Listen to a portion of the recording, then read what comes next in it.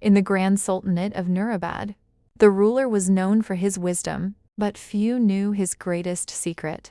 Every night, when the palace lamps dimmed and the city gates stood silent under the moonlight, Sultan Karim would remove his royal robes, dress as an ordinary merchant, and walk through the narrow streets of his kingdom. He believed that truth rarely reached the throne.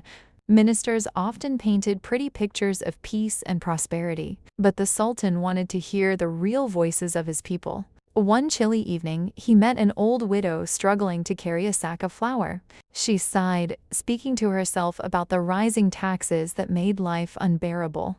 The Sultan quietly helped her home and listened as she described her hardships. The next morning, a royal decree reduced taxes on basic goods. On another night, he overheard two farmers arguing about water distribution. Their crops were failing because a wealthy landlord had diverted the canal. Within days, the canal was restored to serve all fairly, and the landlord was warned. Sometimes he would sit with laborers around a small fire, sharing simple bread and stories. They spoke of broken roads, unfair officials, and fears for their children's future.